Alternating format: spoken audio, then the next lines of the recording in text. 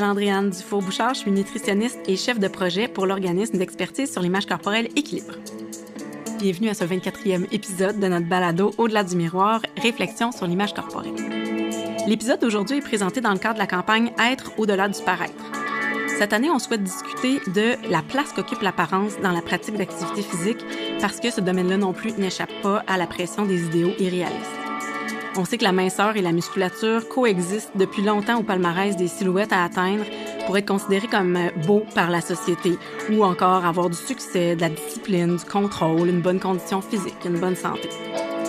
En plus, les modèles de personnes actives qui nous sont présentés ont souvent des corps qui sont très athlétiques, sont peu diversifiés, et ça peut nous amener à croire qu'on devrait avoir un certain type de corps pour pouvoir pratiquer certaines activités physiques. Par exemple, on peut se dire qu'on n'a pas la silhouette assez mince pour faire du yoga ou qu'on doit absolument viser le six-pack si on s'entraîne au gym. Et bien sûr, ces croyances-là, cette pression-là, peuvent influencer la motivation à bouger et avoir des conséquences négatives sur la santé et le bien-être. Donc, comment est-ce qu'on peut faire pour se détacher des idéaux athlétiques inaccessibles, pour les déconstruire, pour adopter des attitudes plus positives et bienveillantes envers notre corps en mouvement? Parce que non, notre corps n'a pas à ressembler à ces standards irréalistes pour pouvoir bouger. Notre corps n'a pas à se conformer pour bouger, c'est justement le slogan de notre campagne de cette année. Et j'ai le plaisir d'avoir avec moi nos deux ambassadeurs. Merci d'être ici aujourd'hui. Merci de l'invitation. Alors, Annabelle Gay, tu es conférencière, aventurière derrière la Grande Traversée. Tu auras l'occasion de nous en parler un peu plus tout à l'heure. Et étudiante au doctorat en psychologie. Et toi, Benoît, tu es nutritionniste, étudiant au doctorat en nutrition et athlète de CrossFit. Oui.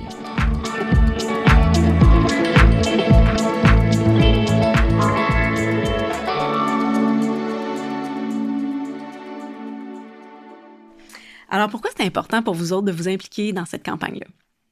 En fait, moi, quand j'ai reçu le message, qu'on m'a dit « Annabelle, as-tu envie de t'impliquer? » C'était comme clair et net que la réponse était oui, parce que derrière chacun des projets que j'ai entrepris, l'idée d'inclusion dans le sport, de parler du plaisir derrière le mouvement, c'est un moteur qui est tellement, tellement présent. Fait que c'était super aligné, c'est sûr que j'allais dire oui. Ouais, puis moi aussi, honnêtement, ça faisait toujours partie de mes valeurs fondatrices quand je parle de nutrition, même sportive de manière générale, tu sais. Dès ma première conférence que j'ai voulu monter, qui était probablement pas parfaite, là, mais il y avait vraiment un côté de nutrition inclusive, l'inclusivité autour de la nutrition sportive puis du sport. Puis étant justement quelqu'un qui traîne beaucoup, beaucoup dans les gyms, ben, je suis mis face à ça énormément. Puis je l'entends, je le vois, les discours autour du poids puis de la performance sportive ou même du sport en général. Fait que ça me touchait dans mon quotidien personnel, encore plus même que professionnel finalement. Ça.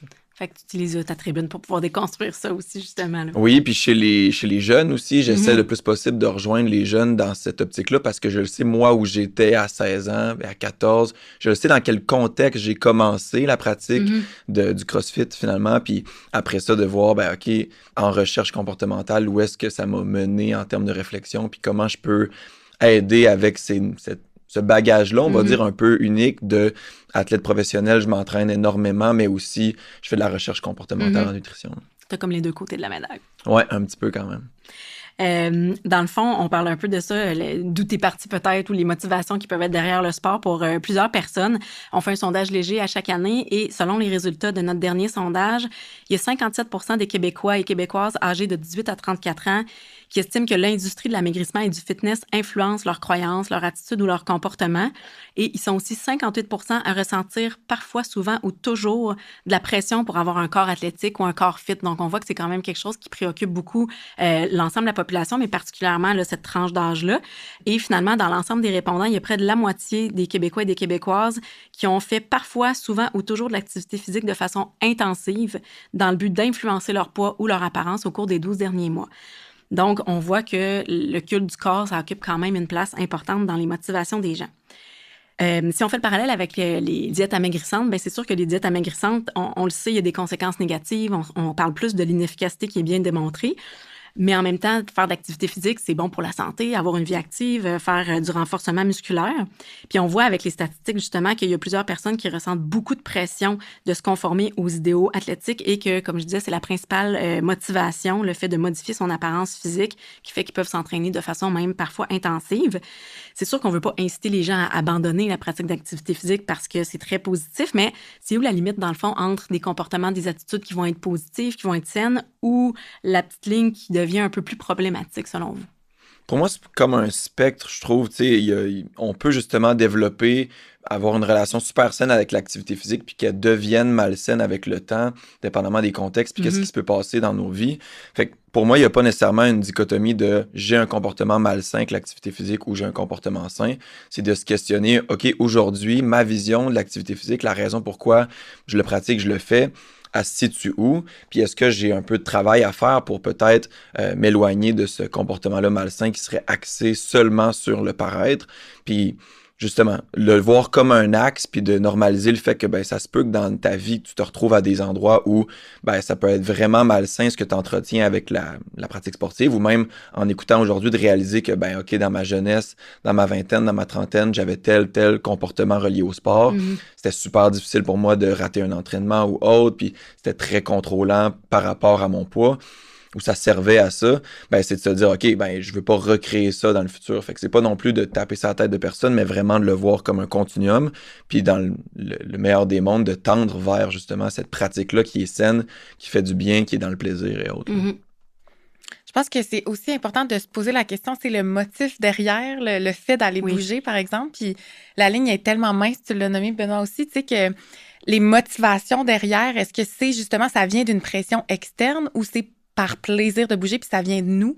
Parce que je pense que des fois, ça peut balancer d'un côté à l'autre, puis on s'en rend même pas compte. Fait que, tu sais, d'être soucieux d'attraper finalement le motif derrière, qu'est-ce qui nous motive à le faire, je pense que ça permet après de se repositionner, tu sais, quand ça tombe un peu du côté malsain. Puis de prendre le temps de se poser ces questions-là, c'est normal, tu sais, puis de justement qu'il y ait une journée que ça soit pas pantoute pour les bonnes raisons que tu le fais, ben au moins de le réaliser puis de te questionner, ça va changer le futur de pourquoi je fais cette activité-là, tu sais.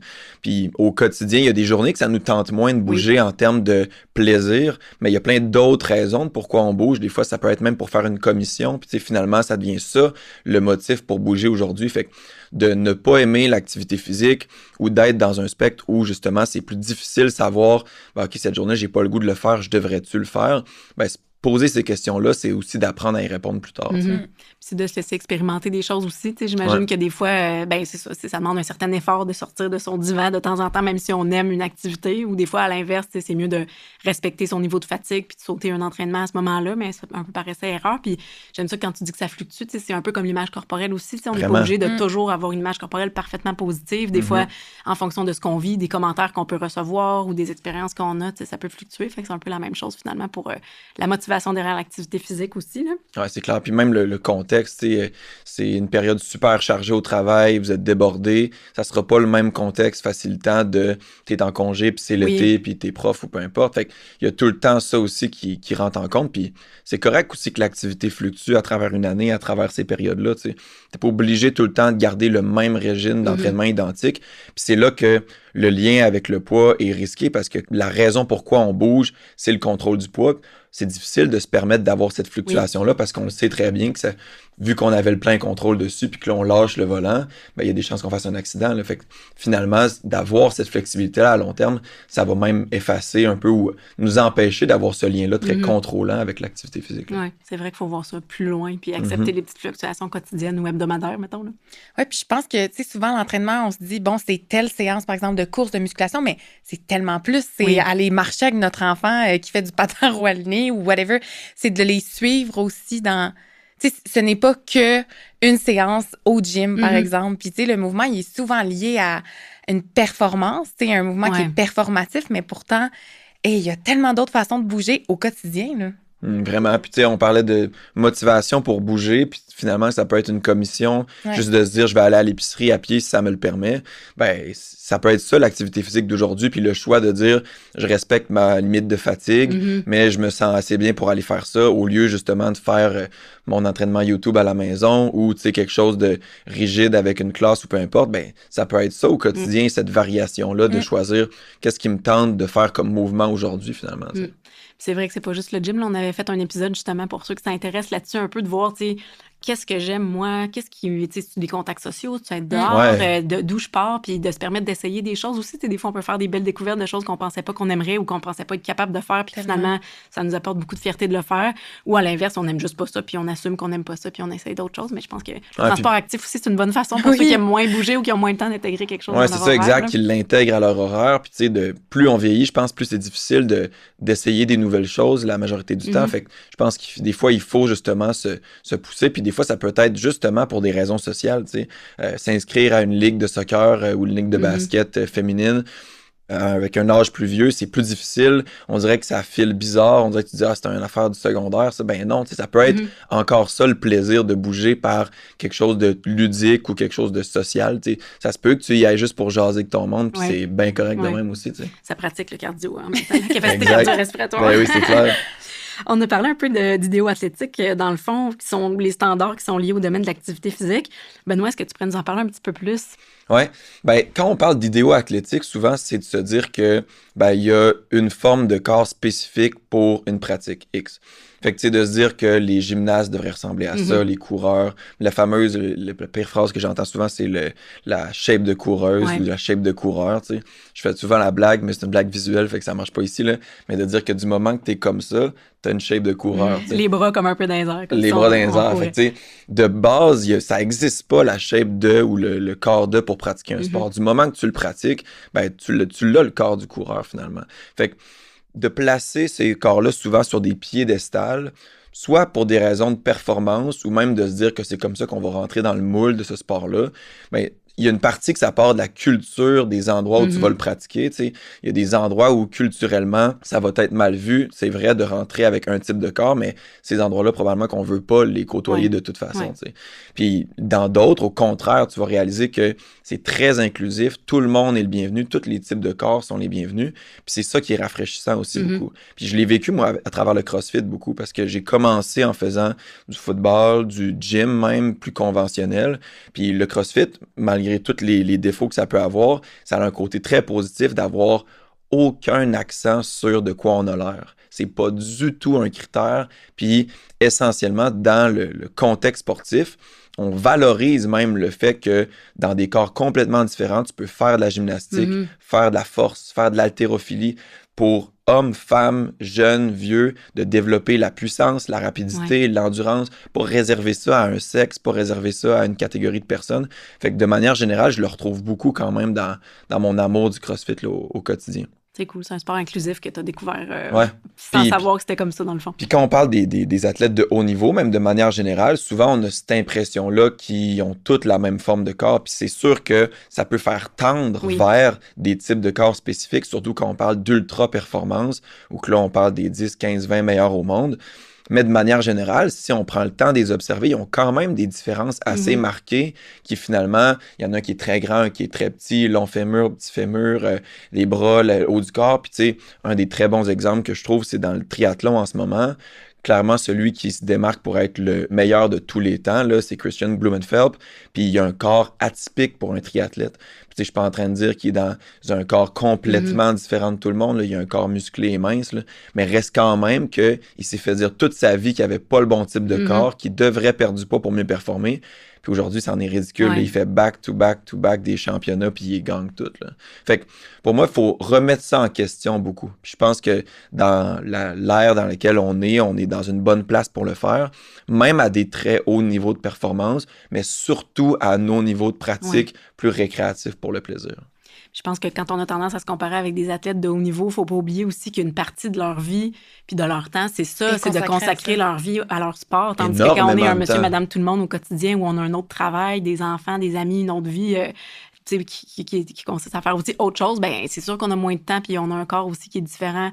Entre autres pour ça, mais pour plusieurs autres raisons dont on va parler. Ben oui, puis aussi parce que ça nous tente pas de faire ça. Oui. Probablement que si tu te dis, j'aimerais ça être dans ce corps-là où tu envies la position physique d'une personne, ben peut-être que tu n'apprécierais pas nécessairement la vie que ça prend pour te mener là. Puis c'est une bonne chose. Là. Ça veut dire que tu as choisi une vie que ça te tentait de vivre finalement, puis que tu t'es pas laissé avoir pour justement l'apparence, l'appréciation corporelle. T'avais-tu goût de réagir à ça? Je pensais tantôt que t'allais dire quelque chose. Tellement tout à fait d'accord. Là, je trouve que, tu sais, faut pas oublier le mode de vie qui est derrière. Là. Tu sais, Benoît, tu parlais de justement les athlètes où c'est ça. Le temps est consacré à l'entraînement, à la nutrition, à la psychologie sportive.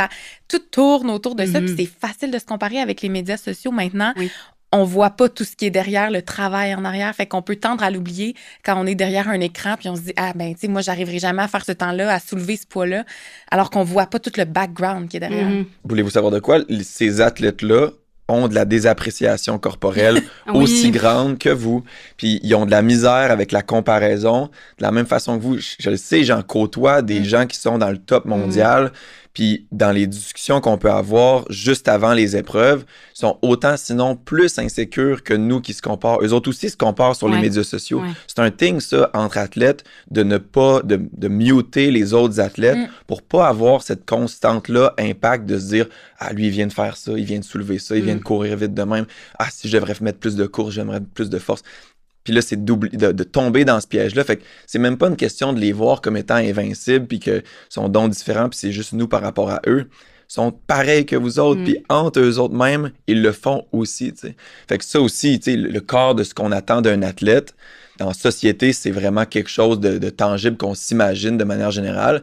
Mais pour eux aussi, c'est un challenge. Ils se trouvent tous trop minces, trop gros, trop pas assez, trop gras, pas assez. Fait que finalement, tout le monde est dans ce bain-là de culture des diètes puis de désappréciation corporelle qui doit travailler. On peut toujours trouver quelqu'un avec qui se comparer. Donc, tentons d'éviter la comparaison. Justement, à cause des normes sociales, c'est sûr que ça nous amène à se comparer. Tu parlais des réseaux sociaux aussi, Annabelle.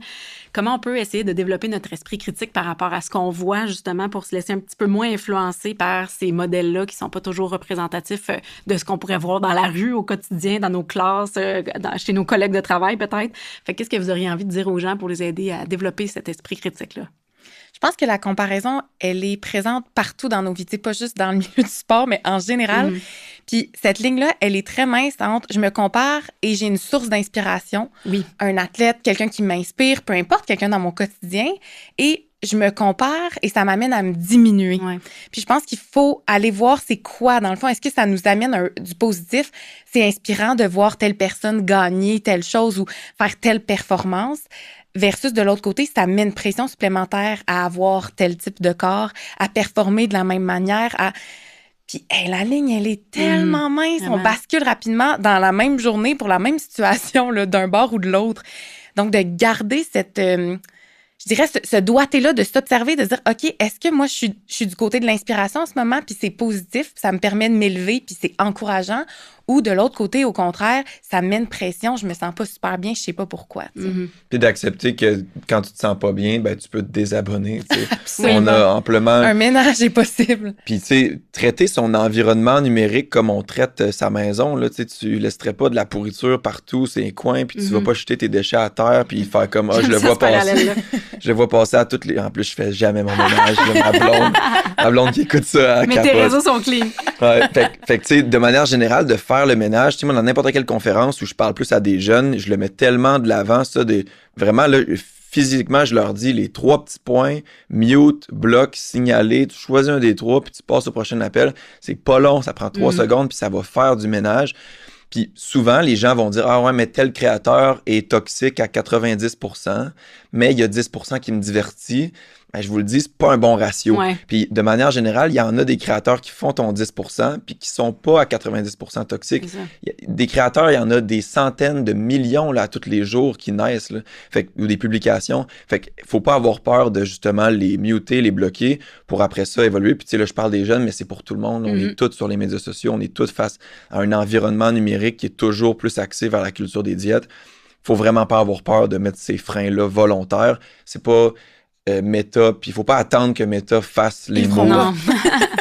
Au final, il faut le faire pour nous-mêmes. Il faut se responsabiliser, je pense, un peu là-dedans. Là. Puis je pense que les jeunes réalisent peut-être pas tout le temps, justement, l'impact des algorithmes. Là. Plus tu regardes un petit peu quelque chose, même si tu ralentis juste un petit peu ou tout ça, ça finit toujours par te bombarder. Puis c'est vrai qu'à force de faire le ménage, ça peut aider, même si c'est pas la seule chose sur laquelle on peut le meilleur exemple de ça, c'est mon compte professionnel que je fais du contenu dessus. Je le garde le plus toxique possible parce que je fais de la réaction. Tu dois en vendre de toutes les couleurs. Au final, je reste très longtemps sur des choses que je déteste, puis j'ai juste des choses que je déteste, tu comprends? Fait que je trouve que ça montre vraiment bien à quel point, même quand justement ça te choque, fait que ça te fait rester sur la vidéo, ben ça va t'en proposer d'autres qui te choquent. Ça va pas réaliser que t'as pas aimé ça parce que finalement tu l'as pas liké. Là. Ouais. Au final, juste d'être là puis d'y porter intérêt, eux autres, leur but c'est pas que t'aimes ou que tu détestes, c'est que tu restes sur la plateforme. Ouais. Fait que faire le ménage, pour moi, c'est quand même une belle façon de pouvoir se responsabiliser parce qu'il y en a une grande partie qui est pas notre ressort. Les modes, qu'est-ce qui est propulsé un mois puis l'autre. Des fois, c'est du stand-up, des fois, c'est de la nutrition, des fois, ça varie tout le temps. Qu'est-ce qui va être présenté? Des fois, c'est la mode des recettes, puis là, c'est les Real React, puis là, ça va être tout le temps autre chose. Fait que ça, on n'a pas le contrôle là-dessus, mais après ça, toi-même, de pouvoir te responsabiliser, ça fait quand même du bien aussi. Là. Vraiment. Puis j'imagine aussi que des fois, pour développer notre esprit critique, de mieux comprendre qu'est-ce qui peut déterminer notre musculature ou notre physionomie. Il y a beaucoup de facteurs qui influencent ça aussi. Là. J'imagine que ça doit aider de comprendre qu'on n'a pas autant de contrôle toujours que ce qu'on pense, comme pour le contrôle de notre poids. Là. Ben oui, vraiment. Puis la forme de notre corps va être déterminée par justement des composantes environnementales en grande partie, puis aussi en grande partie génétique. On va pas allonger notre fémur, tu vas pas réussir, peu importe l'entraînement que tu vas faire, tu vas pas changer la façon dont tes muscles sont faits, la façon même que tu accumules de la masse adipeuse.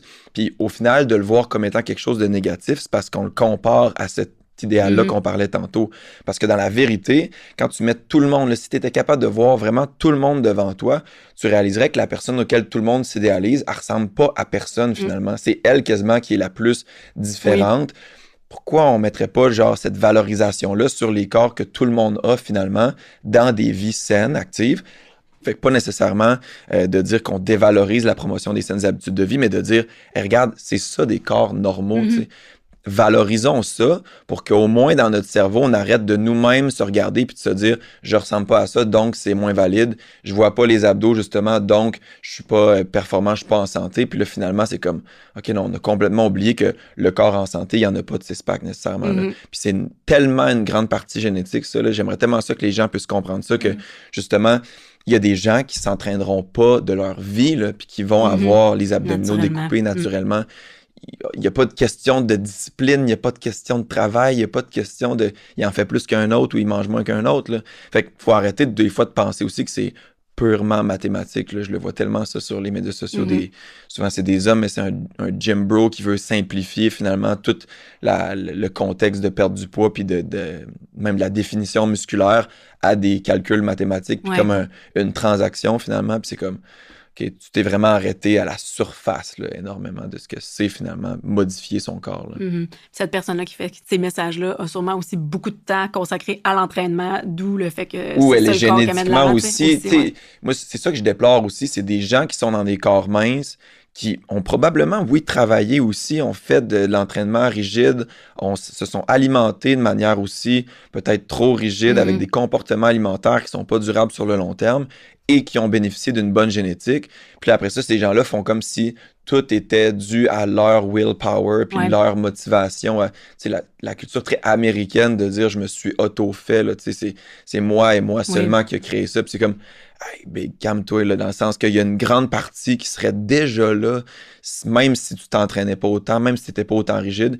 Ça se peut même que tu ne serais pas autant rigide, puis tu aurais probablement un corps différent qui serait peut-être même plus valorisé parce que tu performerais mieux ou autre. Il y a comme plein de contextes qui font que toi, tu es dans ton expérience personnelle, puis tu en parles, puis c'est correct, mais essentiellement, c'est d'oublier aussi que ça part pas juste de toi. Oui. Puis tout le côté un peu plus malsain, tu sais, tantôt, Annabelle, tu disais, on voit pas derrière, mettons, quelqu'un qui s'entraîne beaucoup, tout ce qu'il y a comme travail, mais les gens qui mettent de l'avant aussi leur corps vont pas non plus montrer toute la souffrance qu'ils ont vécue, toutes leurs insécurités, tout ça. Fait que c'est pas un portrait réaliste. Vous connaissez l'analogie du jardin? Vas-y. Dans la comparaison, moi, je le trouve incroyable. Cette métaphore-là, en fait, c'est de dire on a tous notre propre jardin, puis bon, il y a des fleurs, des tulipes, des roses, des mauvaises herbes, des arbustes, tout ça, tu sais. Puis on a tendance à comparer avec celui des autres. Bon, ben lui, il a tel type de fleurs, puis rapidement, on se dit, ben comment ça se fait que moi, tu sais, mon tournesol, il est pas aussi beau que l'autre, par exemple. Mais on oublie que, bon, il y a l'ensoleillement. Ils ont-tu mis, je sais pas moi, des nutriments dans l'effort qui a été mis, les temps en termes de ressources financières aussi. Y a quelqu'un qui vient désherber tout le temps? Tu sais, puis c'est la même chose pour la comparaison avec les corps, par exemple. Tu sais, le sexe, la génétique, peu importe le temps qu'on met là-dedans, Fait que qu'est-ce qu'il y a en dessous de la terre qu'on voit pas? Puis moi, souvent, ça, j'essaie de me rappeler, tu sais, bon, ben, clairement, j'ai pas le même jardin que mon voisin 2 places à côté, là. Mais il y a plein de choses que je vois pas derrière, tu sais. Puis c'est vraiment facile d'oublier tout ça. Donc, ce que tu parlais, tu sais, que c'est pas juste la discipline puis l'effort constant qui fait que t'as tel type de corps, là.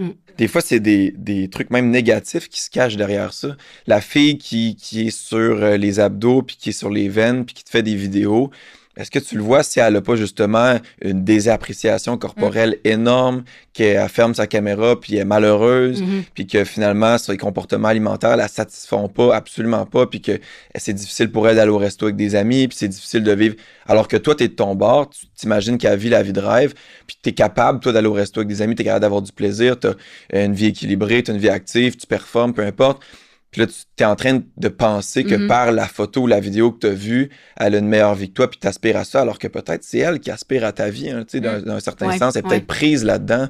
Puis de se valoriser ou de valider ses comportements, on va dire, rigides par les médias sociaux, c'est un classique. Là. Quelqu'un qui a aucune accréditation, qui est tout le temps en train de montrer son corps pour valider ses propos, c'est un genre de melting pot assez courant pour dire que, elle est en train de se valider ou est en train d'invalider, j'ai pas le goût de dire son trouble alimentaire, mais quasiment, tu sais, elle essaie de se convaincre que c'est une norme positive pour la santé. Puis c'est pour ça que des fois, quand je vois ces réels-là très toxiques que je me suis moi-même infligé, mais au final, des fois, je suis un peu en mode, cette personne-là, elle est dans une mauvaise place, tu sais, puis je le comprends pourquoi elle dit ça à ses followers puis à ses réseaux sociaux, parce que si elle dit le contraire, ça vient tout invalider sa vie, tu sais, puis le fait qu'elle skip des repas en famille, le fait qu'elle se couche avec la faim, le fait qu'elle se sent pas bien, qu'elle manque un entraînement puis qu'elle fait des crises d'anxiété, je le verrai pas, puis clairement que de le dire aux gens que c'est la meilleure chose à faire, d'être rigide, d'être discipliné, puis que c'est ça qui atteint tes buts, ça vient valider cette sensation-là, c'est ce qu'elle vit au quotidien, finalement, fait que ça lui fait du bien. Faut pas oublier non plus que c'est pas parce que tu as une grande tribune que les informations qui sont partagées sont véridiques, appuyées. Puis ça, il faut se le rappeler souvent. Oui, vraiment, c'est toujours bon de se rappeler ça. Les retouches sur les photos, le timing et autres, parce que on parlait d'un jardin, mais on regarde même pas le jardin, on regarde une photo d'un jardin souvent. Puis c'est la photo qu'il a décidé d'envoyer, fait que c'est une partie du jardin. Là, j'essaie de suivre ta je l'échappe, là. Mais essentiellement, tu sais, les photos même d'athlètes, c'est tout le temps dans des contextes très précis, hein. Puis tu sais, je m'en démentirais pas. Moi aussi, je me fais photographier en compétition, mais on est toujours à un sommet de performance hyper précis, là, 1, 2, 3 jours maximum.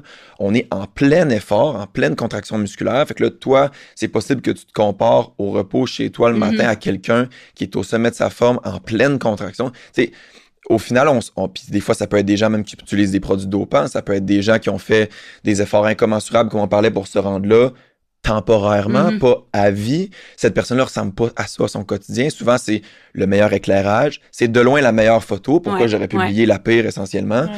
C'est de loin aussi la photo qui a la meilleure angle. Fait que, tu sais, toutes ces choses-là viennent un peu impacter la façon dont on va se comparer aussi.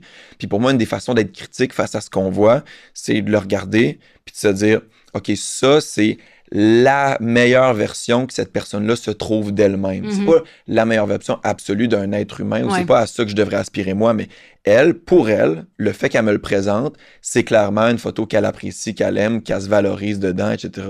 That's it, t'sais.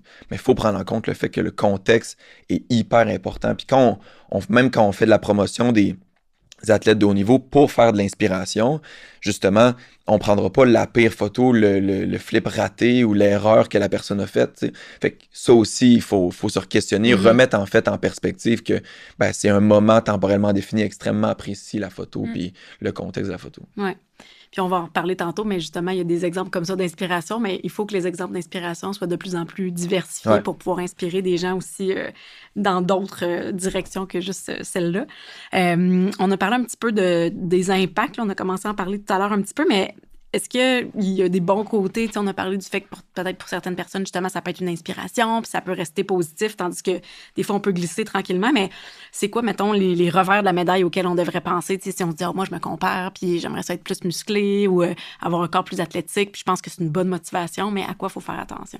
Mon Dieu, à quoi il faut faire attention? Je pense que ça va tellement rapidement, tu sais, la comparaison, puis l'idée de se dire, moi, je sens de pression sans même m'en rendre compte, tu sais. Puis je pense que c'est comme si on se positionnait dans une salle où il y a un signal d'alarme tellement fort, puis là, on se dit, OK, il faut que je reste concentré, il faut pas que je l'écoute, il faut que je sois calme. Mais le système nerveux, là, sans qu'on s'en rende compte, il devient tendu, puis il est pas bien. Puis c'est la même chose pour la pression des corps parfaits ou même, tu sais, de la culture des diètes. C'est, même si on essaie de ne pas entendre ce son-là, il est là, il est présent, et sans qu'on le sache, notre corps réagit à ça. Fait que moi, on dirait que la déculpabilisation, premièrement, que même si on sait rationnellement qu'il faut pas valoriser ça, c'est présent, puis ça se peut que ça nous teinte, là, tu sais. Fait que on dirait que moi, toute l'idée de déculpabilisation est tellement centrale dans... C'est vrai que ça existe, puis c'est normal qu'on ressente cette pression-là, même si on n'y adhère pas. Oui. Puis c'est vrai parce que dans les données qu'on a aussi de Léger, tu sais, on demandait est-ce que vous pensez que les standards sont réalistes? T'sais, on parlait pas nécessairement de musculation, mais les standards de beauté en général, tu sais. Puis la majorité des gens savent reconnaître que c'est pas des standards qui sont réalistes, mais malgré tout, il y en a beaucoup aussi qui disent ben ça me fait douter de ma valeur comme personne, tu sais, d'avoir ça. Puis on a tellement internalisé aussi de préjugés, de croyances qui font en sorte que la culture des diètes ou du fitness nous reste un peu dans la tête, que ça vaut la peine effectivement d'être bienveillant envers nous puis de pas s'en vouloir. C'est vrai que t'sais, l'idée, c'est pas nécessairement complètement vouloir faire abstraction de l'apparence, mais c'est de rééquilibrer ça aussi avec d'autres choses puis de définir un peu notre valeur par toutes les autres facettes de ce qu'on est au-delà de l'apparence. Une parmi aussi, tant d'autres, oui, finalement. Puis tu le nommais dans l'internalisation des comportements. Ça, c'est l'affaire aussi qui est très marquante en clinique. C'est de réaliser à quel point la violence, on va dire, que ce soit en termes de grossophobie ou de désappréciation corporelle, est tellement plus grande des gens envers eux-mêmes. Ils diraient jamais ça à un inconnu, ce qu'ils peuvent se dire, jamais de la vie. Puis tu sais, des fois, on a des exemples très spontanés de quelqu'un qui a eu des comportements grossophobes envers un autre individu, mais au quotidien, là, les gens sont violents envers eux-mêmes. Fait que pour moi, il y a de se rappeler de ça, puis comme tu dis, de pas se taper sa tête à chaque fois qu'on a ce réflexe-là.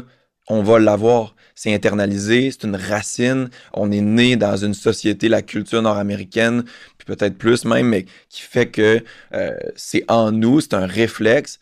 Faut pas faire comme si ça n'existait pas. Faut au contraire activement savoir le combattre ou l'atténuer, l'apaiser, le diriger vers autre chose, puis d'essayer le plus possible de mieux vivre avec ça. Puis au début, ça va sûrement être difficile, tu sais, mais plus tu vas le pratiquer, plus tu vas le vivre, ben tu vas continuer d'avoir ces réflexes-là. Je dis pas qu'il y en aura moins, mais tu vas savoir mieux comment y répondre, puis ça va être vraiment plus facile de faire, je pense. Vraiment.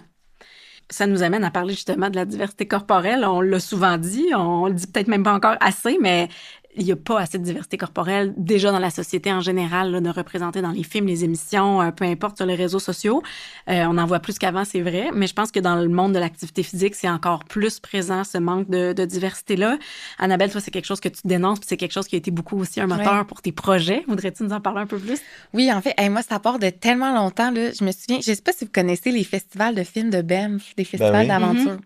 Moi, c'est comme une tradition dans notre famille qu'on allait voir ces films-là depuis que je suis toute jeune. Ah ouais. Puis à chaque fois que je sortais de cette grande salle de cinéma, j'étais là, je me disais, hey, moi aussi un jour. Tu sais, moi, le plein air a toujours fait partie de ma vie. Puis en même temps, je sortais de là aussi avec, hey, il n'y a personne qui me ressemble. Tu sais. Moi qui ai toujours été dans un corps plus gros, c'est comme si je me disais, ah, c'est exceptionnel, mais c'est pas à ma portée. C'est réservé à des gens qui me ressemblent pas. Et j'ai la chance d'avoir grandi dans un environnement super sain qui me valorisait dans ce que je faisais, qui valorisait mon corps pour ce qu'il faisait et non ce à quoi il avait l'air. Et ça a contribué au fait que je rêve à toutes sortes d'aventures. Puis au début, c'était des aventures plus courtes, là. Puis à un moment donné, je me suis laissée rêver grand et je me suis dit, bon, ben pourquoi pas faire cette idée-là de triathlon revisité de Sherbrooke aux îles de la Madeleine. Donc, à pied, à vélo et en bateau à rame océanique. Puis rapidement, je me rendais compte, OK, mais je vois pas de modèle qui me ressemble. Fait que ça a été mon principal moteur, tu sais, de me lancer là-dedans, de parler d'inclusion dans le sport, puis d'en fait qu'on n'a pas besoin non plus d'aller chercher une performance. Tu sais, moi, j'avais pas ce triathlon-là, fallait pas que je le rentre en 3 jours avec tant de glucides à l'heure, puis avec c'était comme je vais le compléter dans le plaisir. Ça a pas toujours été le fun, mais le but c'était de le faire puis de me dire ah moi aussi je suis capable. Ça veut dire que tout le monde est capable. Je suis pas une olympienne, je prétends pas l'être, mais j'ose me lancer, tu sais. Mais c'est pas une question de performance, c'est une question de dépassement de Exactement. toi. Exact. Fait que, tu sais, le dépassement de soi, ça peut être un 2 kilos, là, tu sais, dans le sens que ça peut être vraiment différent pour tout le monde. Puis, tu sais, quand on parle de diversité aussi dans les contextes sportifs, je trouve que il y a tout le temps l'argumentaire, justement, puis tu sais, ça peut être aussi même la diversité ethnique à l'écran ou peu importe, la genre de fausse argumentaire de dire que la meilleure personne va être là si réellement c'est le cas. Mais avoir cet argumentaire-là, c'est complètement oublier un peu la genre de roue qui tourne du fait que si c'est toujours les mêmes qui font ces exploits-là ou qui se permettent de rêver à ces exploits-là, qui ont les ressources pour le faire, ben c'est pas faux, ça va tout le temps être les mêmes corps qui vont le réussir. C'est parce que ça prend ce corps-là pour le réussir. On le sait que c'est pas vrai, tu sais. Puis on le sait dans ton cas aussi que ces grandes aventures-là, on peut rêver à ces aventures-là, peu importe le type de corps. Puis c'était ça, comme tu disais, le moteur du truc. Mais l'argumentaire de dire que, c'est parce que c'était la meilleure pour se rendre là, c'est parce que finalement, elle a décidé d'y croire malgré que personne n'y croyait, tu sais. Mais essentiellement, il faut amener à voir ce désir-là de dire, OK, on réalise que c'est pas une question de forme de corps, de se rendre au sommet de tout ça. C'est une question de capacité, de temps, d'effort, de mille affaires, mais pas de forme de corps. Donnons l'opportunité à tous les jeunes / moins jeunes de pouvoir rêver à ça en leur donnant des modèles pour recréer cette roue-là. C'est sûr que le but ultime, c'est d'avoir jamais besoin de valoriser une personne pour X et Y raison, pour un poste ou pour une place à la télé ou n'importe quoi. Mais essentiellement, on a besoin de ça en ce moment à cause de ce qui a été créé puis ce qui a été engrainé là, finalement avec le temps. Oui, puis à cause de la norme aussi. Je pense qu'ils en ont beaucoup parlé dans les écoles aussi de ton projet. Fait que tu as été certainement une inspiration pour plusieurs jeunes. Là, puis je pense en fait, moi, je me pinçais à chaque fois. Je me disais, en fait, l'aventure a été documentée. Il y a eu un film. Maintenant, j'offre des conférences liées à ça. Fait que j'en reviens pas de voir l'effet que ça a pu avoir. Mais moi, la petite Annabelle, je me dis, de voir ça, ça m'aurait tellement donné de l'élan. Fait que je suis super reconnaissante de pouvoir vivre ça, Vraiment. Fait que donnons l'inspiration à tout le monde de rêver grand ou de rêver petit puis de faire justement des sa grande traversée. C'est ça, exactement. J'aime ça. J'aime beaucoup tes parallèles. Ton top line. Exactement. Si on veut une meilleure représentation de la diversité corporelle dans le monde du sport, des fois aussi d'avoir des environnements qui vont être plus inclusifs, ça peut favoriser ça aussi. C'est quoi pour vous un environnement qui est inclusif en matière d'activité physique, de plein air, de sport? Moi, ça part beaucoup dans le coaching. En tout cas, c'est le côté que j'ai le goût d'apporter, dans l'encadrement comme des individus. Fait que, tu sais, c'est pas inclusif si les entraîneurs ont des discours justement axés sur le poids, l'apparence, la performance, ou qui ont justement pas nécessairement une formation académique qui leur permet d'être critiques face à la désinformation sur les médias sociaux. Fait que pour moi, il y a un côté d'encadrement assez important qu'il y a de moins en moins parfois dans des milieux sportifs. Là, je comprends, on manque de monde. Fait que des fois, ça peut être un peu n'importe qui coach l'équipe de soccer, là, mais c'est quand même important, le coach de l'équipe de soccer, des enfants goffés de 5-6 ans, parce que c'est possible qu'il y ait des phrases, des comportements qu'il lui-même applique à sa propre vie négativement. Je dis même pas que c'est de sa faute. Lui, il veut propulser le meilleur pour les jeunes, mais son meilleur, c'est comme notre pire. Là. Fait que, essentiellement, pour moi, il y a un côté dans l'inclusivité du sport où ça passe par les intervenants qui l'encadrent quand même pas mal. Puis de faire expérimenter une variété d'activités. On disait tantôt que des fois, on se sent peut-être moins à l'aise de se partir une petite ligue de badminton quand on est plus âgé. D'expérimenter dans le plaisir plein d'activités puis de se rendre compte que notre corps peut faire plein de choses quand on est jeune en étant encouragé par des coachs. J'ai été longtemps dans le football. C'est tout le temps les mêmes types de corps qu'on place aux mêmes endroits. Puis c'est probablement encore culturellement comme ça ou puis dans d'autres sports aussi, mais... Puis là, on est dans la fièvre du hockey, mais un défenseur, c'est tout le temps grand, c'est tout le temps fort. Là, on a Lane Hudson, le petit jeune super minuscule qui finalement, il va peut-être devenir un des meilleurs défenseurs de tous les... Tu sais, il y a comme tout ça là, de genre, OK, on va donner des chances, puis on peut aussi aller contre le courant de vague, même si probablement qu'il y a un parent qui va faire un commentaire ou autre. Il va dire, ah non, moi, j'y donne la chance à ce petit gars-là d'aller sur la ligne, même s'il est dans un corps mince, puis lui d'aller receveur, même s'il est dans un corps plus gros, parce qu'au final, il y a peut-être les meilleures mains du Québec. On est tous uniques, finalement, tu sais, fait que c'est de se donner cette chance-là d'être unique puis de performer à notre maximum. Puis c'est pas performer dans le sens de devenir joueur de la NFL, performer dans le sens de repousser ses limites. Puis je pense que ça, on en parle beaucoup de la performance. On est dans une société de performance beaucoup. Le sport, c'est souvent aussi associé à la performance. Ça peut sûrement nuire des fois aussi à la motivation de certaines personnes.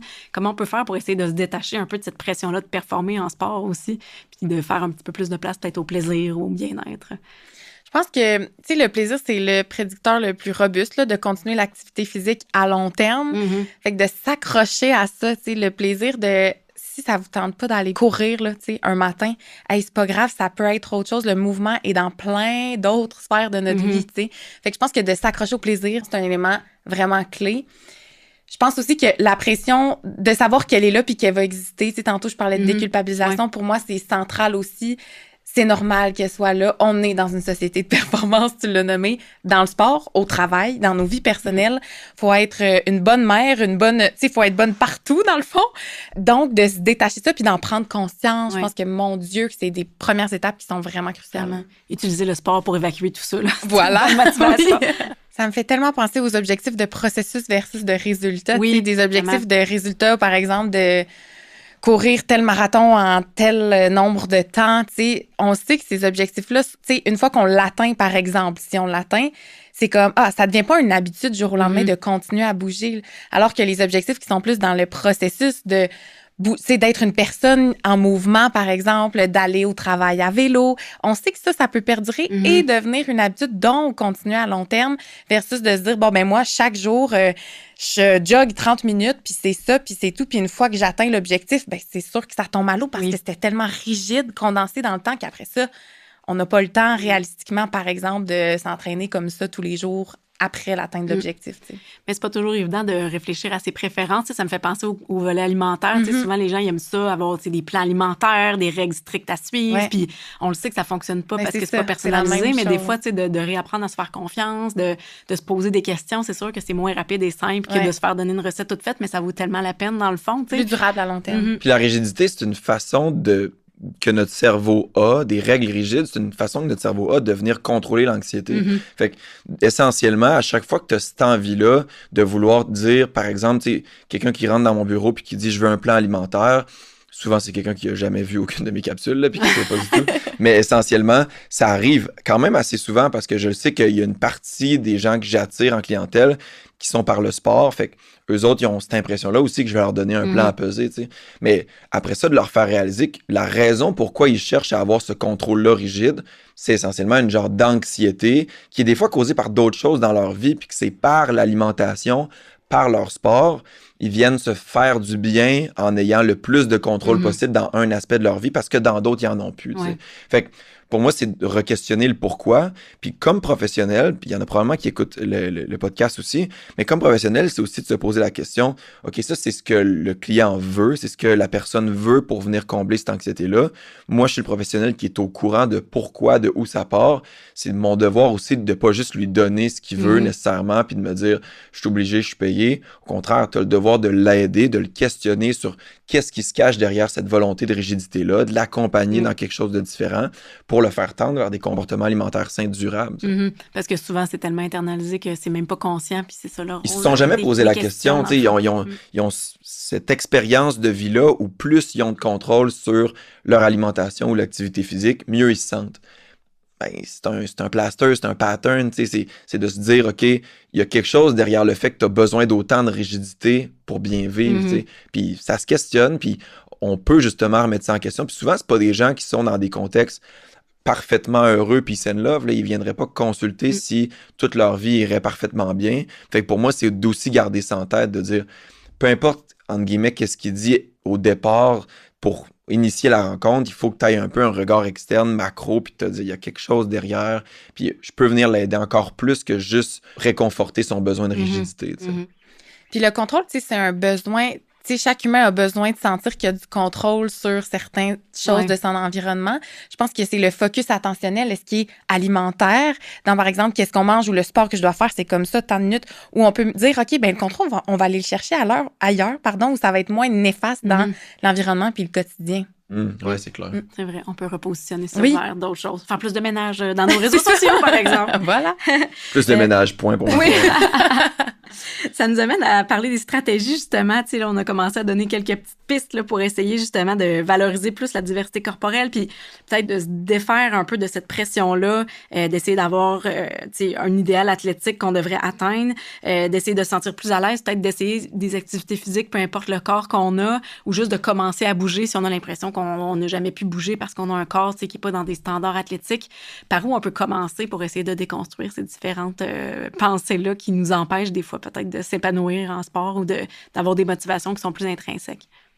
J'allais parler des modèles, puis on en a parlé un peu tantôt, mais tu sais, de s'entourer de personnes qui nous font pas ressentir cette pression-là, par exemple, d'amis qui nous ressemblent, ou par exemple, la performance n'est pas du tout un enjeu, on va juste prendre une marche pour prendre une marche, jouer au soccer pour jouer au soccer.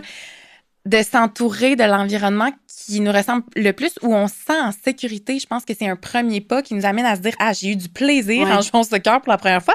Prochaine fois, je vais essayer de basket. » Donc, d'avoir des expériences positives, puis petit à petit, on les accumule pour se dire « Ah, bon, je vais oser quelque chose qui me sort encore plus de ma zone de confort qu'à l'habitude. » Puis peut-être de se laisser le temps de développer certaines capacités. Là, on dirait que moi, je m'imagine jouer au soccer. Je suis pas sûre que j'aurais du plaisir la première fois, mais tu sais, si on est moins dans faut que je performe, je découvre, je me laisse un petit peu de temps pour expérimenter des choses puis découvrir mes préférences. Faire quelque chose pour la première fois, là, c'est la plupart du temps ne pas être bon dans ce qu'on fait. C'est tout le temps. C'est tout le temps de pas être bon. Moi, j'ai essayé le kitesurf l'été dernier. Vous auriez dû voir ça. C'était un désastre. Mais, mon Dieu, on parlait de se concentrer sur le plaisir. Le premier moment où je suis sortie de l'eau puis j'étais sur la vague, je me disais, ah, ça y est, j'ai réussi. Ça a été difficile, mais une petite victoire qui m'a amenée à me dire, OK, bon, ben, je vais réessayer la semaine prochaine, je vais ressortir sur l'eau. Mais il faut oser faire le premier pas, qui est difficile à faire. Là. C'était du dépassement de toi, finalement. Tu as peut-être eu autant de fun ou de dopamine à vivre ce moment-là que le surfeur pro qui fait ça toute sa vie puis plus c'est un lundi PM. Alors, c'est clair. Un autre truc pour moi, c'est dans le discours interne, je pense, il y a des fois d'observer les propos qu'on va avoir par rapport à notre corps dans la pratique ou avant la pratique ou après la pratique ou même par rapport à une photo. Souvent, j'essaie de faire un ratio 1 pour 1. Fait que ça veut dire que du moment que tu observes un commentaire néfaste par rapport à ton corps, son apparence et autres, de le compenser pour un autre commentaire que tu dois forcer, travailler, qui n'a pas rapport avec ton apparence nécessairement, qui a rapport avec autre chose de la pratique ou du moment qui a été photographié ou autre. Puis au début, ça paraît quétaine, tu sais, de faire comme « Oh, je viens de m'observer en train d'avoir un commentaire sur la grosseur de mon bras ou ma position dans telle photo ou le fait que pendant la pratique de soccer, je pensais juste à telle forme ou à quel point que justement mes cuisses frottaient ou name it, là. Ben, à chaque fois, de comme l'observer, de faire « Ah, tu vois, je viens d'avoir ce commentaire-là. » Par quoi je pourrais compenser? Ah, ben, j'ai vraiment des bonnes passes au soccer. T'sais, j'ai vraiment une bonne capacité à frapper le ballon avec le côté de mes lacets. Ah, je suis vraiment bonne gardienne. Il y a plein de choses qui peuvent vous venir en tête. Puis au début, ça va comme paraître quétaine puis forcé, mais un peu, puis là, c'est moins mon domaine, mais du moment que tu focuses sur les choses positives, forcées en 1 pour 1, à un moment donné, tu vas réaliser que tu vas de moins en moins focuser sur le négatif. Alors que si justement tu restes tout le temps dans ce bain-là de mes cuisses frottent, je suis donc bien essoufflé plus vite que les autres, je suis donc bien pas bonne quand je fais telle affaire, tout ça, ben c'est sûr que tu vas juste trouver la prochaine affaire négative qui t'arrive dans le moment. Là. J'appuie tellement ce que tu dis. Moi, le discours interne, c'est le sujet de ma thèse, c'est mon sujet de prédilection. Puis de recadrer, du recadrage cognitif, on les voit, les pensées, on les attrape, on les modifie 1 pour 1, super bon truc. Ou encore de se dire concrètement, plutôt que d'aller dans un entraînement qui était réservé à la puissance, ben ça va être un entraînement de discours interne dans le sport que je suis en train de faire. C'est vrai. Fait qu'aujourd'hui, à la place de focusser sur, je sais pas, là, la vitesse ou peu importe, ben là, je me dis non, aujourd'hui, 8 fois pendant mon entraînement, je vais me nommer une phrase que j'ai choisie, que j'ai sélectionnée, que je sais qui va me donner de l'énergie. Puis après ça, bon, il y a différents types de phrases qui ont différents effets, c'est un autre sujet, mais de se dire, dans mon entraînement, je l'inclus parce que ça a un impact concret sur comment on se sent, puis les effets, en fait, les conséquences de faire cette activité physique. Des effets physiologiques, hein, puis tu sais, là, tu parles de... En fait, on parle de contexte récréatif, mais la vérité, là, c'est que tout ce que tu as nommé, moi, avec mon préparateur mental, on fait ça. Exact. Ça arrive souvent qu'un entraînement, ben là, en ce moment, j'ai pas la capacité physique de faire le output physique qui est voulu de cet entraînement-là, mais il faut que je travaille quelque chose. Sinon, pourquoi je le fais? Je peux ne pas le faire, mais je peux aussi le faire dans d'autres optiques. Puis que ce soit justement une phrase que tu répètes, nous autres, on fait du... puis tu as probablement déjà côtoyer ce concept-là, mais tu sais, le genre de cercle de pensée que tu occupes de pensée verte, grise ou rouge. Fait que tu sais, de pas laisser trop de place pour pas qu'il y ait du rouge qui s'intègre. Fait que d'avoir des pensées neutres, des pensées grises à travers un entraînement, ben, on le fait même à des niveaux professionnels, là, même probablement plus que quelqu'un récréatif, mais au final, je pense que c'est quelque chose qui physiologiquement fait du bien. Tu sais, il y a des tests qu'on peut faire aussi en préparation mentale où tu réalises que ben, les mots que tu vas dire avant de faire une action peuvent impacter la façon dont tu fais l'action. Si moi, le jour où j'ai réalisé ça, j'ai genre fait C'est pour ça que je suis allée en psychologie. Oui, c'est ça. Hein? C'est complètement fou, là, tu sais, réellement, puis tu sais, peut-être que tu as déjà vu ce test-là, ça doit être classique, là, mais tu sais, de placer le post-it le plus haut que tu peux sur un mur ou un collant, tu sais. Puis là, tu fais une méditation guidée que moi, souvent, je fais dans des contextes de performance, puis en soit en utilisant une phrase clé qu'on a déterminée avant ou peu importe qu'on a travaillé, puis là, de le refaire, puis là, réellement d'y aller le plus haut que tu peux, puis là, tu réalises que tu explose totalement la hauteur que tu as mis. Tu sais, c'est pas un mouvement compliqué, c'est rien. Il n'y a pas d'enjeu de j'ai perdu l'équilibre ou autre. Je l'ai vraiment mis le plus haut que je pouvais. Là. Puis, tu sais, ils mettent l'accent la première fois sur plus haut encore. Tu sais, c'est pas une question d'effort. Les 2 moments, j'ai mis un effort maximal pour le mettre le plus haut, mais la différence est tellement marquée, est tellement énorme. Fait que pour moi, il y a ça même à des niveaux, pas de performance, des niveaux au quotidien pour apprécier l'activité physique. Si chaque fois que tu t'en vas prendre une marche ou courir, tu te dis des mots méchants pour te motiver, je mets des gros guillemets là-dessus, puis que tu as un discours interne super toxique, violent envers toi-même essentiellement, parce que tu vas avoir le goût de retourner courir. Tu viens de vivre un moment horrible, c'est sûr que ton cerveau ne dit pas « j'ai tellement hâte à la prochaine fois où je vais vivre un moment horrible ». Tu sais, c'est comme... Puis ton corps réagit à ça, tu sais, quand on est dans un environnement où on se dit « tout le monde me regarde, j'ai pas le corps pour faire ça », peu importe. Oui, c'est bon ça. Physiologiquement, là, je veux dire, le rythme cardiaque augmente, on a chaud, on transpire, on n'est pas bien, on devient rouge. Tout ça parce qu'on s'est dit quelque chose dans notre tête, par exemple notre apparence physique. Ça a tellement des effets, tu sais, sur le corps. De là, tantôt, je parlais de l'environnement sain et sécuritaire. De commencer dans des environnements comme ça, on a moins tendance à aller dans ces pensées-là super limitantes, critiques ou même restrictives à notre égard. Puis c'est fou que cet exemple-là, le moment où que tu te sens pas bien, puis là, tout hyper chaud, tout ça, il s'est rien passé dans ton environnement. Il a pas fait plus chaud. Il a pas... Ça s'est passé dans ta pas tête. Couru, tout ça. Mais ça, c'est un tellement bon exemple, je trouve, de comment... Les effets psychologiques peuvent avoir des effets physiologiques sur ton corps. Vraiment. T'en as-tu des exemples de phrases, tu sais, dans ce que tu apprends dans ton doc ou peut-être toi aussi, Benoît, dans ta pratique, tu sais, concrète que les gens pourraient se dire pour essayer de les amener à déconstruire ces croyances-là? Parce que en principe, c'est parfait, mais des fois, c'est pas toujours évident de savoir quoi se dire ou par où commencer non plus. Tu sais, en psychologie, la certitude, c'est qu'il n'y a pas de certitude, dans le sens où il n'y a pas une phrase clé pour tout le monde, puis comme voici la recette du succès, tout le monde. Faut les trouver, ces phrases-là. Puis souvent, tu sais, je parlais de recadrage cognitif, mais de voir c'est quoi les pensées qui nous traversent. Là. Tu sais, par exemple, je suis trop lente. Moi, je sais que cette phrase-là m'a tellement traversé l'esprit. Puis maintenant, quand je la vois passer, je l'ai recadrée pour j'ajuste mon rythme en ce moment. Ça, c'est personnel, tu sais, mais non, j'ai pas une phrase clé, mais j'invite les gens à voir c'est quoi leur phrase, puis à voir comment, ceux qui viennent le plus souvent, là, comment ils peuvent les modifier pour qu'elles soient positives ou du moins qui ajoutent pas une pression. Oui. Moi, si je me dis je suis la plus lente ici, je suis trop lente, je vous garantis que j'irai pas plus vite, dans le fond. Ça changera absolument rien. Moins vite, c'est ça, exact. Versus, je suis en train de trouver mon rythme. Là. OK. Je me pèse bien. Exactement. Ouais. C'est vrai. Puis tu sais, j'aime ta réponse parce que justement, des phrases toutes faites, c'est d'habitude pas très vendeur. Non. L'idée de partir de ses propres besoins puis ça. de reconnaître que tout le monde part pas de la même place, n'a pas la même progression, la même motivation, le même background, le même niveau d'énergie, tu sais. Fait que je pense que c'est correct puis ça peut varier d'un jour à l'autre aussi de toute façon. Tout à fait. Ouais, moi, mes phrases classiques, il y en a 2. Quand je vais faire quelque chose que je trouve vraiment difficile, puis là, mettons, ce qui viendrait naturellement, si hey, je vais pas être capable de le faire, c'est le genre « je peux, je vais ». Tu sais, je me mets en action, mettons, puis je le dis en anglais. Là, un mantra. Pas très... Mais justement, puis ça, les premières fois, t'as pas l'impression que ça marche tant que ça. C'est à force de l'utiliser puis de vivre des expériences où ton cerveau fait comme « j'ai dit, je peux, je vais ». Puis je l'ai eu. OK, fait que la prochaine fois qu'il va dire ou qu'il va se mettre dans cet état-là mental en disant cette phrase-là, je vais envoyer quelque chose, puis là, je sais pas c'est quoi, mais qui va faire, qui va mettre encore plus de capacité, plus d'effort dans le mouvement. Fait que, essentiellement, ça devient un outil de performance full concret, là, tu sais, autre que la caféine puis le timing des carbs, là. Puis un autre, justement, qui est plus apaisant, parce que là, c'était comme un exemple un peu contraire au sien, mais moi, c'est le easy fast. Tu sais, genre, c'est easy fast. Quand je débute une épreuve, souvent, le monde sont très nerfés, très nerveux, puis ils vont vite au début. Puis ça arrive vraiment souvent que là, tout le monde est devant, ou tu as l'impression que tout le monde est devant, puis quand tu parles aux autres, tout le monde a l'impression que tout le monde est devant dans la course, là. Mais, fait qu'essentiellement, c'est justement, moi, le easy fast, là, facile et rapide, c'est comme c'est pas vraiment une dichotomie, tu sais. C'est rapide en ce moment, je le sens que c'est rapide, tout le monde est rapide, mais c'est facile. Fait que c'est un rythme auquel, justement, ça débute bien, quelque chose où je dois pas ralentir, je dois pas nécessairement aller lent, mais je dois rester dans quelque chose de confortable, tu sais. Fait que moi, c'est deux phrases aux opposés, mais que j'utilise énormément, là.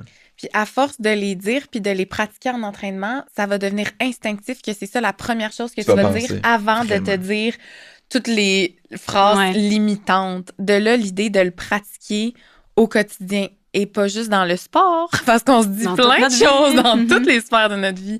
Plus on le pratique au quotidien, plus ça devient un réflexe. Donc, le travail, on n'a pratiquement plus à le faire si la première chose qui me vient, c'est j'ajuste mon rythme plutôt que t'es donc bien lente. Ouais. Ben, moi, je trouve ça intéressant qu'on aille vers l'introspection, la réflexion, la santé mentale. Quand on parle d'activité physique, là, c'est super important aussi de ne pas négliger ça. Puis la santé, c'est global. Je pense qu'on voit clairement que la santé mentale influence aussi la santé physique, la performance ou juste le plaisir de bouger, là. S'il y avait une chose que vous aimeriez que les gens retiennent de nos échanges aujourd'hui, ça serait quoi? Moi, on dirait que j'ai quasiment le goût de nommer quelque chose qu'on n'a pas beaucoup parlé parce que ça va faire que, justement, ils vont revenir de quoi de plus, essentiellement. Mais c'est de pas avoir peur d'alimenter leur mouvement. Moi, je suis vraiment dans une optique de le contexte où on veut toujours moins possible, le moins manger possible, le moins prendre de place, le moins, tout le moins, le corps le plus petit, tout le temps dans le moins. Moi, on dirait que j'ai le goût qu'on aille dans le plus un petit peu plus. Tu sais, genre, je veux manger pour alimenter cet effort-là, pour bien me sentir, pour pouvoir avoir du plaisir à le faire, puis manger par après pour pouvoir bien dormir, pour y retourner le lendemain. Moi, je veux qu'on encourage, qu'on valorise ce contexte-là.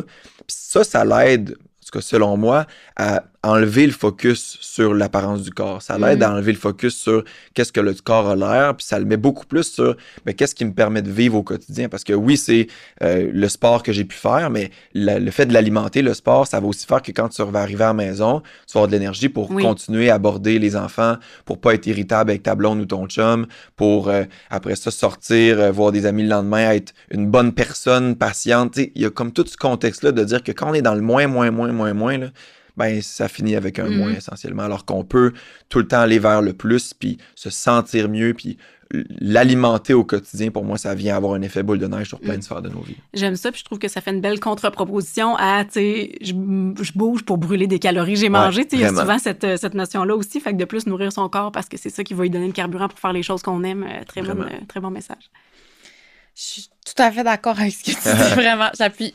J'irais avec... on a parlé beaucoup de la pression de performance puis du mouvement performatif. Je pense que, pour moi, j'aurais envie que les gens retiennent ça, que, premièrement, c'est normal qu'on sente la pression parce qu'elle est tellement... Dans nos vies, dans toutes les sphères, elle est là. Fait qu'il y a toute la déculpabilisation, je pense. Après ça, le fait que on peut bouger n'ayant pas un objectif clé définie dans le temps, mais pour le plaisir. Puis moi, c'est ça que j'essaie d'incarner aussi au quotidien, de me dire, il n'y a pas tout le temps quelque chose au bout là, qu'on doit aller chercher à tout prix dans un temps, avec tel corps, avec tel... Pour moi, l'idée de revenir au mouvement dans sa plus simple expression, c'est quand même pertinent et nécessaire au quotidien. Très beau message. Merci. Je pense que ça conclut bien notre balado. Benoît, Annabelle, si les gens ont aimé justement ce que vous avez dit, qui ont envie de vous suivre, de vous retrouver quelque part, est-ce que vous avez des plateformes, sites web ou autres où on peut aller vous retrouver? Oui, moi, principalement sur Instagram. Je dois dire que je suis plus active en conférence, concrètement, sur le terrain. Mais sinon, je pense que c'est la plateforme où je suis le plus présente pour parler d'aventures, de psychologie, aussi beaucoup de sport. Donc, voilà. J'ai aussi une plateforme Instagram, je fais un petit peu de TikTok, là, je reposte un peu partout, j'essaie d'être présent aussi pour les jeunes, où je fais de la vulgarisation scientifique quand même très fréquemment, là, 2 à 3 fois par semaine. Je fais aussi beaucoup de podcasts comme ceux-là que je republie sur soit mon site web ou justement sur ma page Instagram, puis de manière générale aussi... en conférence aussi, offre de conférence, que ce soit dans les écoles chez les jeunes ou même en contexte de performance sportive ou au contraire dans la nutrition du quotidien puis démystifier un peu la culture des diètes et autres, ça va me faire plaisir. Parfait. Fait qu'on a des bonnes sources d'informations pour transmettre des messages positifs aux jeunes et aux personnes de tous les âges, finalement. J'en profite aussi pour dire un petit mot sur une banque de photos qu'on a, Équilibre, qui est une banque de photos libre de droit, gratuite, où la diversité corporelle est justement présentée de façon positive, parce que des fois, dans les banques de photos accessibles, c'est pas toujours très, très respectueux ou non stéréotypé. Et on vient d'ailleurs de lancer une nouvelle série de photos qui représente la diversité des corps en mouvement, autant chez les jeunes que chez les adultes. Donc ça, c'est disponible sur notre site web équilibre.ca/banque photo. Merci beaucoup à vous deux d'avoir été ici aujourd'hui. Merci de l'invitation. Avec nous. C'était vraiment un plaisir. Je pense que ça va avoir aidé les gens à être peut-être plus critiques par rapport aux idéaux athlétiques, à l'importance aussi de valoriser la diversité corporelle, peut-être recadrer ses pensées aussi, puis intégrer un petit peu plus de psychologie dans l'activité physique. J'espère que nos discussions vont vous avoir donné de l'inspiration aussi quand vous allez nous avoir écoutés, parce que, rappelons-nous, notre corps n'a pas à se conformer pour bouger. Si vous avez aimé les contenus abordés dans ce balado et que vous avez envie d'en savoir plus sur tout ce qui touche à la relation avec le corps, la nourriture et l'activité physique, rendez-vous sur équilibre.ca et suivez-nous sur les réseaux sociaux Instagram et Facebook à Groupe Équilibre. Merci à Virage Sonore pour l'enregistrement, le montage, le mixage et la composition musicale du balado.